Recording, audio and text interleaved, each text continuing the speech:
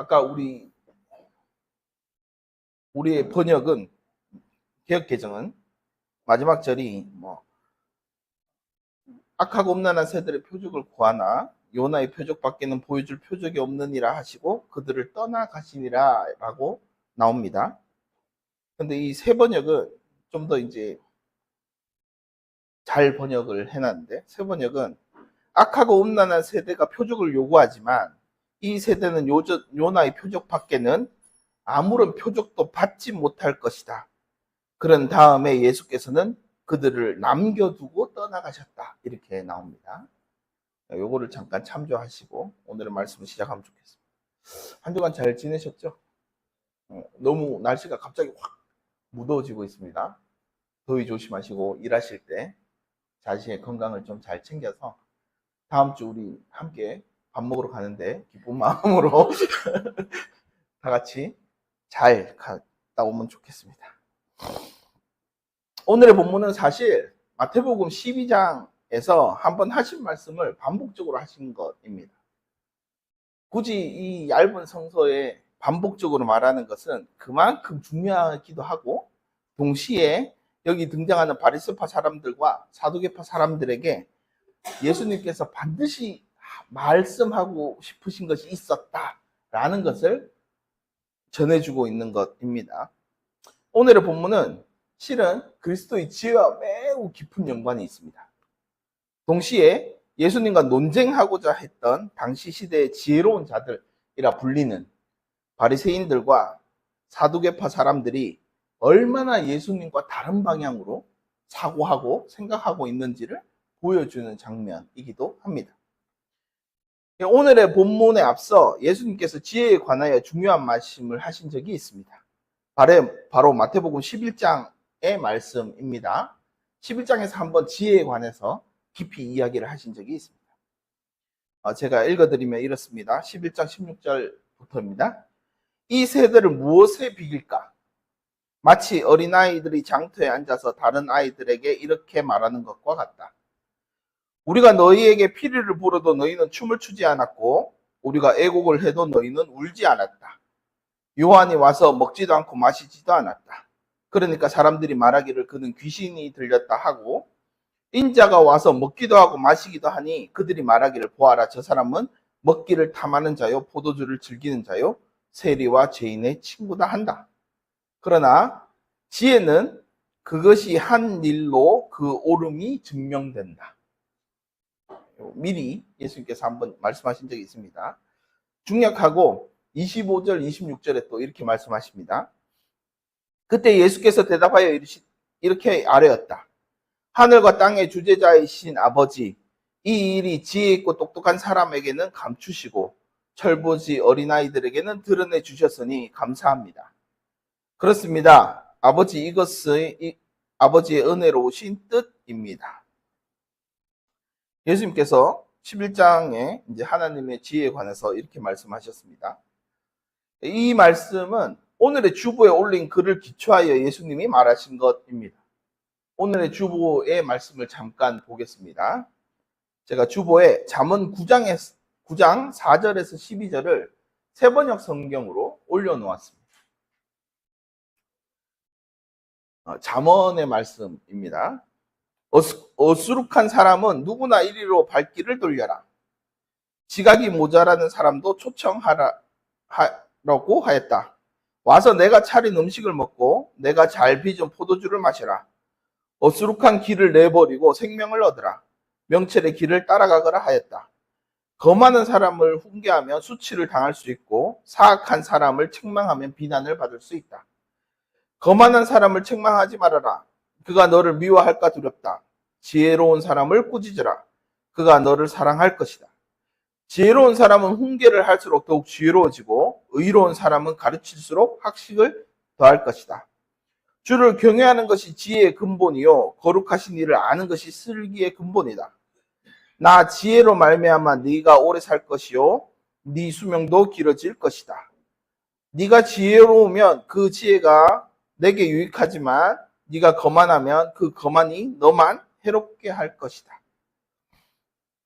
이 장면은 잠언이 이제 의인화돼서 사람이 돼서 이제 사람들을 초청하는 장면을 묘사하는 대목입니다. 그래서 이전에 마태복음 제가 11장 이야기할 때 당시 사람들이 서로에 대해서 얼마나 관심이 없고 얼마나 무기력한 사회임을 보여주는 대목이다라고 설명을 한번 했었습니다. 근데 이 11장의 내용에는 예수님의 지혜가 담겨 있는 말이기도 합니다. 제가 뭐 동시에 두 가지를 다 전할 수 없으니까 그때는 한쪽으로만 이야기를 했었는데 여기에는 예수님이 지혜에 대한 이야기가 담겨져 있습니다. 일단 예수님은 평범한 일상을 우리를 끌고 갑니다. 그리고 여기에서 경험되는 지혜를 묘사합니다. 경험 지혜란 성서 구절로 치면 아까 19절에 나왔던 지혜는 그것을 한 일로 그 옳음이 증명된다라는 구약부터 내려오는 전통적인 말이 있을 정도로 모두에게 인정되는 성서의 지혜의 한 대목입니다. 다시 이야기를 돌아오자면 아이들이 놀고 있는 한 고대 시장의 모습을 예수님께서 이야기를 합니다. 거기에서 아이들이 일종의 거리 공연을 꾸미고 있습니다. 그들은 이제 나머지 다른 사람들을 자신들의 잔치에 끌어들이려고 음악을 연주합니다. 그러나 그 어느 누구 하나도 그 음악에 춤을 추지 않습니다. 또 다른 아이들은 장례식 놀이를 시작합니다. 그래서 애가를 부릅니다. 그러나 그 역시 어느 누구도 애가를 부르지 않습니다. 아이들이 이렇게 장만해 놓은 이 놀이는 다른 이들의 무관심과 흥미 없음으로 인해서 완전히 망하고 있다는 것을 묘사하고 있습니다. 이제 이 놀이가 잠언으로 대체되면 이런 이야기입니다. 지혜가 거리로 나가서 자기의 잔치를 벌입니다. 그리고 모든 사람들을 초청하고 지각이 모자란 사람들은 더욱더 초청하고 그리고 엄청나게 차린 음식과 귀중하게 담은 포도주를 가지고 잔치를 열고 모든 이들을 초청하려고 마음을 딱 먹습니다. 그리고 아무리 초청을 해도 어느 누구 하나 그 잔치에 관심이 없습니다. 그리고 아무도 참석하지 않는 장면이 됩니다. 함께 하는 것만으로 지혜의 참모습을 볼 수도 있고 느낄 수도 있고 배울 수도 있는 기회를 모든 사람들은 무관심과 흥미 없음으로 인해서 완전하게 그 자리를 배척하고 있는 모습인 것입니다. 그래서 잠언은 이 잔치를 망치는 자는 거만한 사람, 여호와를 경외하지 않는 사람이라고 묘사를 합니다. 마태는 예수님이 초청하는 잔치에 무관심과 흥미가 없는 사람들을 빗대어 하나님에 관하여 메시아에 관하여 전혀 관심이 없고 구약부터 끊임없이 예언자들을 계속적으로 보냈음에도 불구하고 어느 누구 하나 하나님 말씀에는 관심이 없다. 그러니 이들은 여호와를 경외하지 않는 사람이다. 라는 것을 고발하는 장면의 대목이기도 한 겁니다. 다시 말해 하나님께서 진지하게 세례 요한을 통해 예수 그리스도를 통해 애가를 부르거나 혼인잔치를 불러 함께 하고자 하는 자리를 마련해 놓았음에도 불구하고 이들은 전혀 관심이 없습니다. 하나님께서 인간과 함께 하고 싶고 함께 즐거워하고 싶고 함께 슬퍼하고 싶어서 수많은 예언자들을 보내서 나와 함께 하자라는 초청을 했음에도 불구하고 어느 누구 하나 오지 않는 모습을 묘사하고 있는 대목입니다. 나아가 하나님께서 이 세상에 행하시는 지혜 행동에 관해서는 각자의 생각이 너무 강해서 어떠한 메시지도 읽지 못할 뿐만 아니라 하나님의 역사에는 관심도 없고 흥미도 없고 하는 이들이 이제 하나님의 오병이어의 기적 속에서도 일어났음에도 불구하고 그것에 대해서 어느 누구 하나 질문하는 사람이 없는 대목을 묘사하고 있는 것입니다. 이들은 자신들이 생각하는 방식으로 마치 자기를 설득해 달라는 식으로 표적을 요구하거나 아니면 자신이 전혀 생각하지 못했던 방식으로 어떠한 일이 일어나는 것에 대해서는 무시하는 것으로 그 일을 치부하는 장면이 오늘의 본문입니다.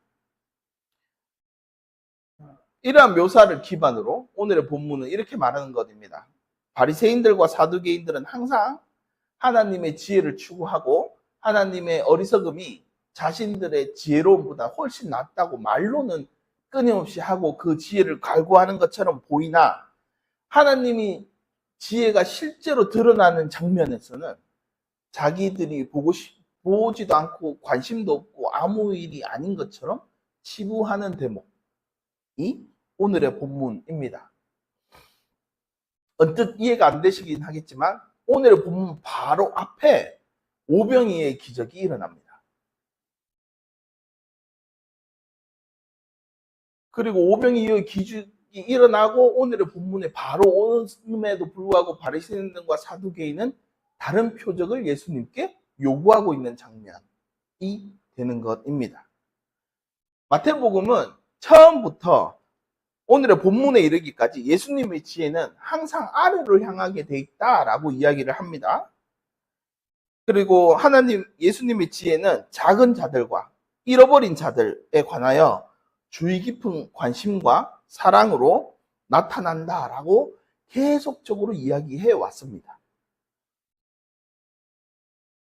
수많은 사람들이 힘든 일을 겪고 시대적으로 갈 길을 잃어서 예수님을 쫓아오기 시작했습니다. 오로지 예수님의 말씀과 예수님의 행동과 예수님의 그 구원이 있다고 믿었던 사람들이 예수님을 쫓아왔습니다. 그런데 그들이 굶게 됩니다. 먹을 것이 하나도 없습니다. 이미 그들은 사회적으로도 대단히 힘든 위치에 있는 사람들일 겁니다. 왜냐하면 자신들이 구원을 간절히 바라는 사람들이기 때문에 사회적으로 지위적으로 대단히 낮은 사람들일 수밖에 없습니다. 그래서 자신의 아이도 데리고 오고 어머니도 데리고 옵니다. 부인도 데리고 옵니다. 다 같이 함께 모여 예수님에게 어떻게든 하나님의 구원의 이야기를 듣고 싶어서 모인 자리에 먹을 것이 없게 됩니다. 그러자 예수님께서 기도를 하시고 이제 기적을 일으키십니다. 오병이의 기적을 일으키시는데 남자와 여자들 빼고 여자와 아이들을 빼고 배불리 먹었던 남자만 4,000명이라고 하니 곱하기 3을 해도 그죠? 12,000명 정도는 먹은 겁니다. 그리고 7광주리가 남았다고 성서가 기록하고 있는 대목, 그 바로 다음에 바리새인들과 사두개인들이 와서 예수님께 표적을 구하는 그런 장면이 오늘의 본문이 됩니다. 그러니 예수님께서 별로 할 말이 없으신 겁니다. 너희는 그냥 하나님이 창조하신 자연의 법칙, 눈에 보이는 법칙만 알고 하나님께서 사람들을 위하여 하시고자 하는 일에는 전혀 무관심하고 흥미 없음을 지적하는 것입니다. 나아가 성서는 이것을 악하고 음란한 세대의 사람들 모습이라고 규정합니다.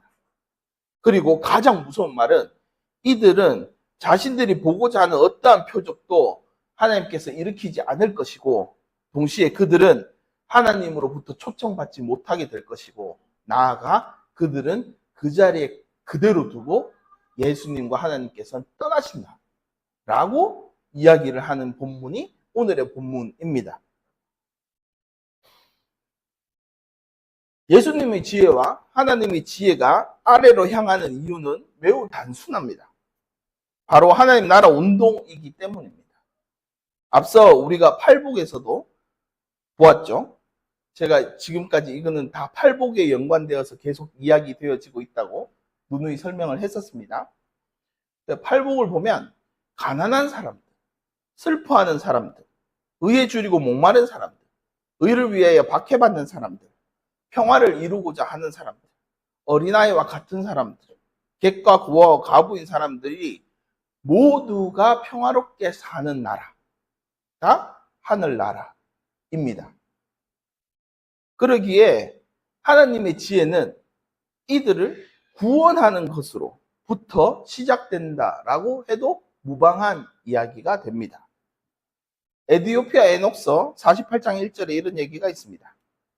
저곳에서 나는 의의 샘을 보았다. 그것은 결코 마르지 않는 것이었고 그 주변에는 수많은 지혜의 샘들이 있었다.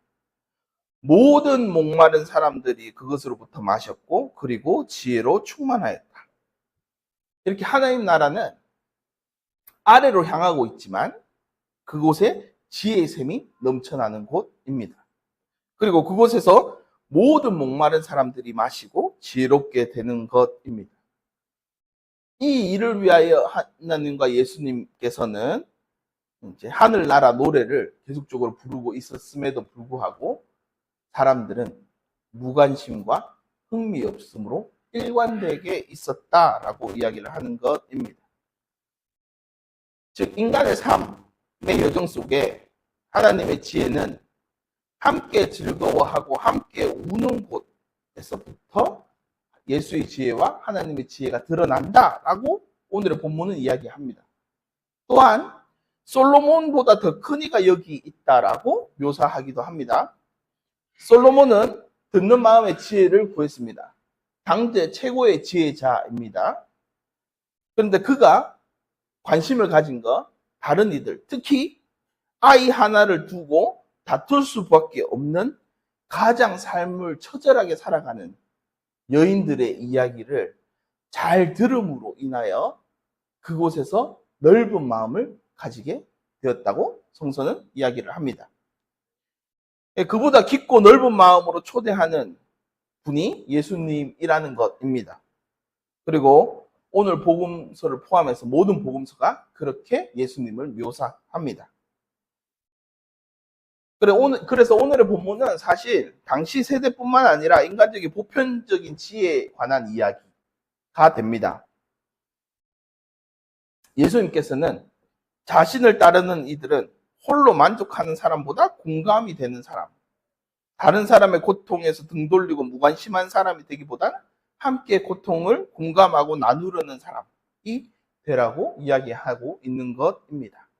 조금 더 심하게 말하면 홀로 똑똑하고 홀로 세상의 지혜를 알고 홀로 다른 이들로부터 칭송받으려는 자들, 항상 자신의 생각만이 옳고 다른 이들이 다 틀렸다고 이야기하는 자들, 눈에 보이는 것에만 따라 판단하고 타인을 재단하는 사람들은 마치 바리새인과 사두개인 같아서 그들은 한마디로 악하고 음란한 이들이라고 성서는 이야기하고 있는 것입니다. 동시에 하나님조차 예수님조차 그들을 그 자리에 그대로 두고 떠나신다라고 이야기를 하는 게 오늘의 본문입니다. 오늘 말로 이야기를 하자면 이들을 편협한 사람이라고 이야기할 수 있습니다. 편협함에 대한 이제 심리적 공부를 해보면 이게 이제 주된 요인들이 이렇습니다. 가장 큰 요인은 하나는 무지입니다. 이게 지혜와 매우 관계가 있죠. 편협하면 가장 무지가 있습니다. 다양한 지식과 경험이 부족하면 특정 시각에 갇히기 쉽습니다. 견문이 넓은 사람 중에는 편협한 사람이 드물게 됩니다. 새로운 정보나 다른 문화를 접할 기회가 적을수록 특히 자신의 틀에 갇히게 됩니다. 또한 다른 사람들과의 경험, 관점에 대해서 이해도 부족하기 때문에 이 편협함은 더욱더 심화됩니다. 성서적인 이야기로 하자면 이 경험지혜가 대단히 부족한 사람들이 이야기일 것입니다. 두 번째로 특정적인 집단이나 대상에 대한 고정관념이나 선입견이 강합니다. 그러면 편협한 시각을 갖기 쉽습니다. 이는 인지적 차원에서 뇌는 굉장히 효율적으로 사용하려고 합니다.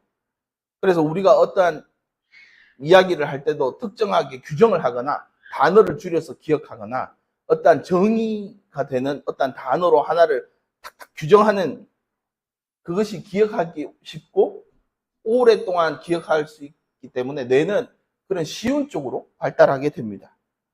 그래서 자신의 정체성을 형성하는 과정에 이제 특정 집단에 더욱더 소속감을 느끼게 되고 다른 집단은 배척하게 됩니다. 이렇게 되면 이제 성서에 나오는 사두개파, 바리새파, 기타 율법학자 이런 집단에게 보이는 모습들이기도 합니다. 세 번째로 비슷한 생각을 가진 사람들끼리 모여 토론할 때 처음에는 중립적이었던 의견도 시간이 지나면서 점점 극단적으로 변하는 집단 극화 현상이 나타날 수 있습니다. 이런 같은 편견을 가진 사람들끼리 모여서 이야기를 하면 이제 점점 그쪽 방향으로 우리의 사고 체계가 흘러갈 수 있다는 얘기입니다. 그리고 많은 사람들이 자신들의 평균 이상으로 관대하게 생각하며 실제보다 훨씬 더 자신을 관대하게 평가하는 경향이 짙습니다. 그래서 자신과 다른 것을 두려워하거나 불안감을 느끼는 경우 자신의 생각과 다른 관점을 받아들이기 힘들고 오히려 심리적으로 방어 기제가 작동해서 내가 옳지, 내가 맞아 라고 쉽게 인정해버리는 경우들이 발생합니다. 그리고 편협한 사람들은 변화에 대한 저항이 굉장히 강합니다. 그래서 새로운 아이디어나 혁신적인 방법보다 기존의 방식을 계속 고수하려고 합니다. 그래서 변화를 본질적으로 부정적으로 보거나 익숙하지 않은 상황에 대한 두려움 때문에 새로운 시도를 꺼리게 됩니다. 그러면서 점점 자신을 편협함으로 더 몰고 가는 경향이 생기게 됩니다. 때로는 낮은 자존감이나 불안정한 방어 행동으로 이제 편협함을 심화시키기도 합니다. 아까 얘기했던 것처럼 내 자신이 옳다라고 생각하고 다른 의견들을 계속 배척해 나가는 것이죠. 그래서 자신이 믿고 싶어하는 정보만 선택적으로 받아들이고 자신의 신념과 일치하지 않는 정보를 무시하거나 부정적으로 확정 편향해서 자신의 편협함을 강화해 나갑니다. 이는 자신의 판단이 옳다는 것을 증명하고 싶어하는 욕구에서 비롯됩니다. 그리고 마지막으로 과거의 부정적인 경험, 특히 트라우마는 세상에 대한 인식을 왜곡시키거나 새로운 것을 받아들이지 않으려는 방어적인 태도를 만들게 됩니다. 이러한 편협함은 사실 오늘날은 더욱더 심화되고 있습니다. 너무나 많은 정보가 쏟아지고 너무나 쉽게 우리 사고를 한쪽으로 몰고 갈 수 있는 환경에 처해 있습니다. 사회적 체험보다는 컴퓨터 앞에 앉아서 간접 체험이 훨씬 많아지고 핸드폰은 온 세상이 연결되어 있기 때문에 쉽게 내 생각과 맞는 생각들을 검색해서 볼 수 있습니다. 그리고 그 정보들을 취사 선택하기 너무나 쉽게 되어 있고 내 사고 체계를 훨씬 더 강화시키는 방향으로 흐를 수밖에 없는 구조를 가지고 있습니다. 그래서 우리 사고 체계나 우리의 행동을 편한 대로 내버려 두면 훨씬 더 한쪽으로 기울기 쉬운 세상이 오늘날의 세상입니다. 그래서 우리는 훨씬 더 오만해지기 쉽고 훨씬 더 편협해지기 쉬운 환경에 처해 있습니다. 한마디로 예수님의 세대보다 훨씬 더 악하고 음란한 세대일 수도 있다는 이야기입니다. 결국 이러한 편협함은 개인의 성장을 저하시키고 타인들과의 연결을 끊어냅니다. 훨씬 더 개인주의적이 심화가 되는 것이죠. 그래서 결국 다른 문화나 종교, 이념을 가진 사람들을 절대로 제대로 이해하지 못하게 됩니다. 동시에 자기의 좁은 시야로 타인들을 재단하고 그리고 이것은 서로에 관한 오해와 불신으로 확정됩니다.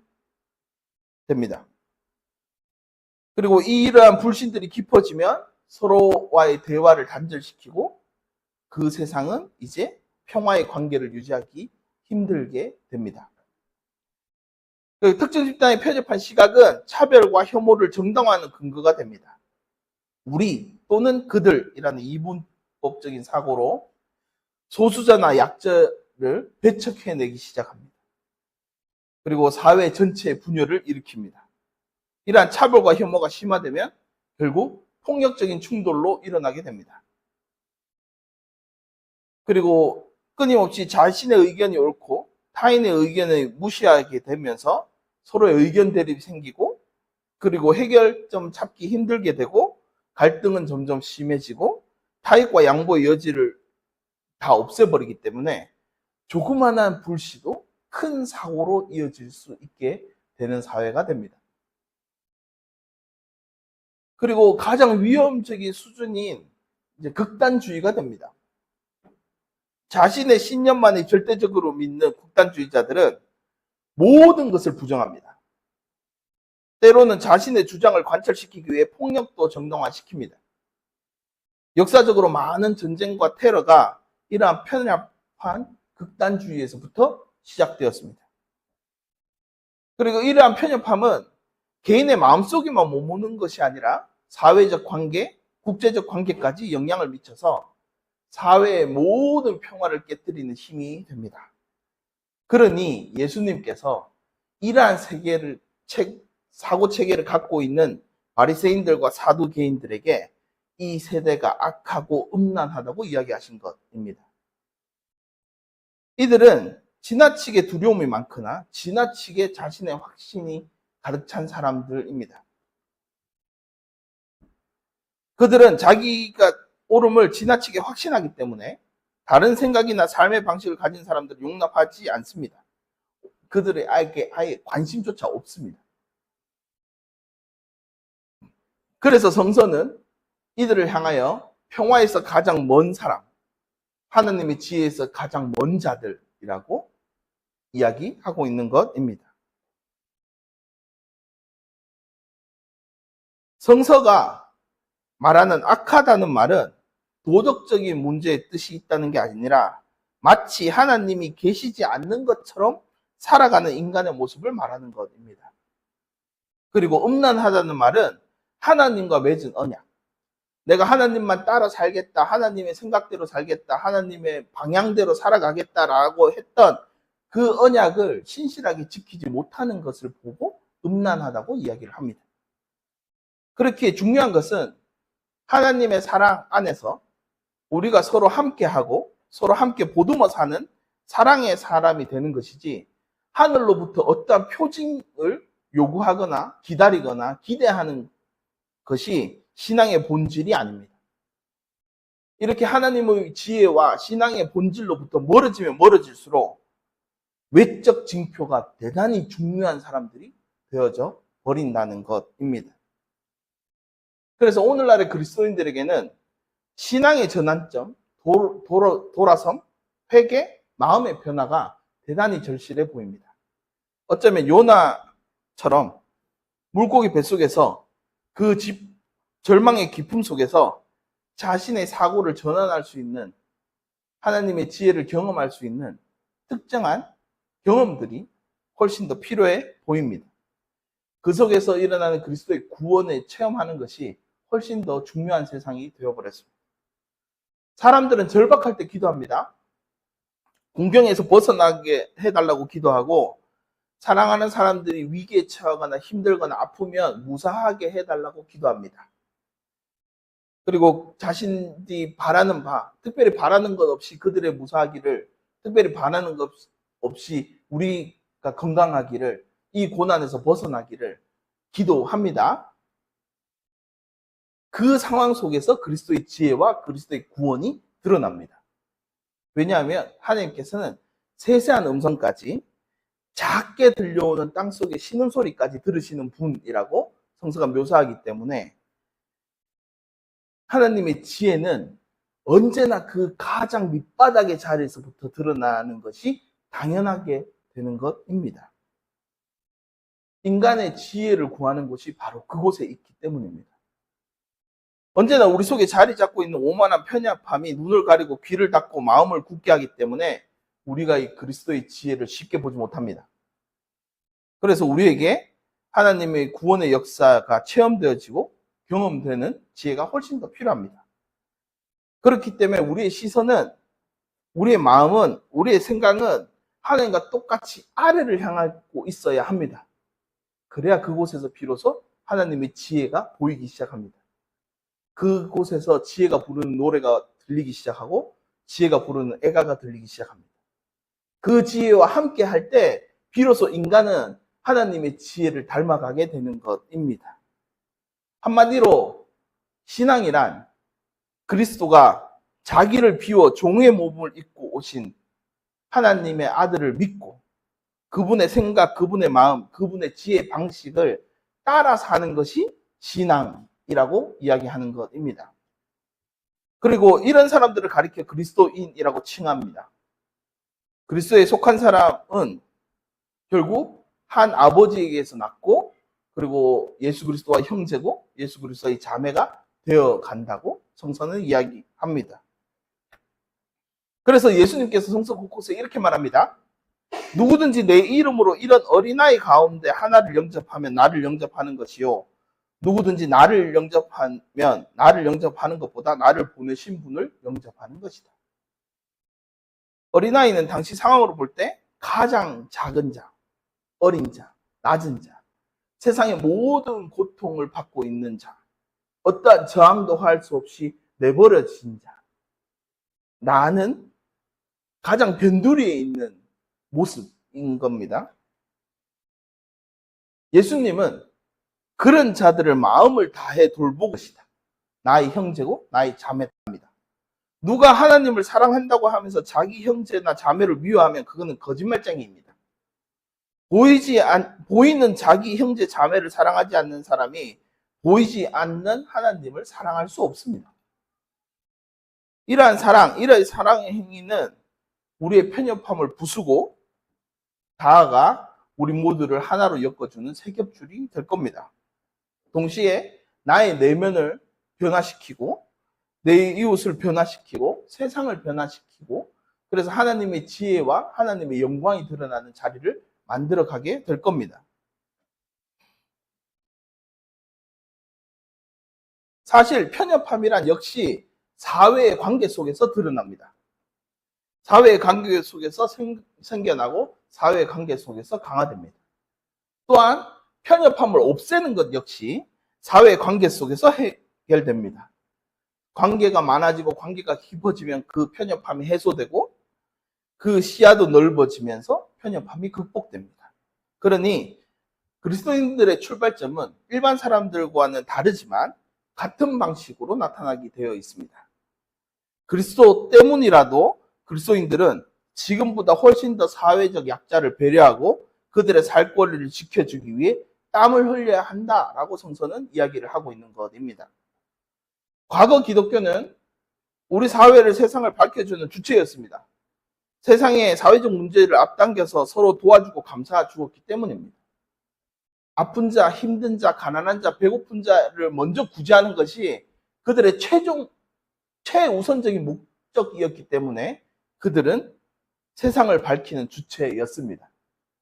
그런데 지금은 기독교로 전락할 위기에 처했습니다. 우리는 너무 우리끼리 놀고 또한 말로와 혀로만 사랑하고 하나님의 영광을 핑계 삼아 기독교만이라고 부르짖으며 마치 바리새인들 사람들처럼 사두개인들 사람처럼 예수님께 찾아와 자신을 보고 싶어하는 표정만 요구하는 사람들이 되어버렸습니다. 어느 누구도 수용하지 않고 우리끼리 똘똘 더 뭉쳐서 우리의 편협한 사고를 강화시키는 형태로 기독교가 발전해 오게 돼버렸습니다. 그래서 마치 자신들이 보고 싶어하는 표정만 예수님께 찾아가서 요구하는 오늘 바리새파 사두개인들처럼 우리 역시 보고 싶은 것만 기도하고 보이는 대로 기도하고 그것만 쫓아서 그것이 드러나면 하나님 감사합니다. 하나님께 영광을 돌립니다. 라고 이야기를 합니다. 그 이외에 자잘하게 하나님이 어떻게 사람들을 구원하고 어떻게 사람들을 하나로 모으고 어떻게 사람들을 위하여 행동하시는지에 대해서는 전혀 무관심하고 전혀 관심조차 아예 열정조차 가지고 있지 않은 집단이 되어버렸기 때문에 오늘날 교회를 그대로 두고 하나님께서 예수님께서 떠나신 것은 아닌지 그래서 너희들이 기독교로 불리게 가만히 내버려 두시는 건 아닌지 심각하게 고민해 봐야 할 시대가 되어버렸습니다. 하나님의 지혜는 결국 먼저 섬기려는 마음에 있는 곳, 기꺼이 배우려고 마음에 있는 곳에 있습니다. 그리고 그것은 아픔과 눈물이 있는 현장에서 그리스도의 지혜가 꽹가리치며 우리를 부릅니다. 함께 웃고 함께 울자. 그 현장으로 발걸음을 옮길 때 우리는 부활하신 주님을 만날 수 있게 될 것입니다. 나아가 우리를 보다 깊은 지혜로 넓은 지혜로 나아갈 수 있게 되는 계기가 될 것입니다. 훨씬 더 우리의 시선을 아래로 향하기를 간절히 소망합니다. 그 속에서 우리의 넓은 마음을 느끼게 될 것이고 그곳에서 하나님의 영광과 구원을 보게 될 것입니다. 이 일을 위하여 기도하는 한 주가 되었으면 참으로 감사하겠습니다. 기도하겠습니다. 사랑의 하나님, 참으로 감사를 드립니다. 우리의 오만함과 편협함 때문에 눈이 가려지고 나랑 가장 가까운 이웃들의 아픔조차 보지 못하는 것은 아닌지 스스로를 잘 돌아볼 수 있게 해주심에 참으로 감사를 드립니다. 그리스도를 닮아 가장 낮은 자리로 찾아가 행함과 진실함으로 서로 사랑하며 신앙생활을 할 수 있도록 우리를 인도해 주십시오. 그 사랑으로, 그 빛으로 마땅히 가야 할 바를 오늘도 몸소 가르쳐 주고 계시는 우리 주 예수 그리스도의 이름으로 기도드립니다.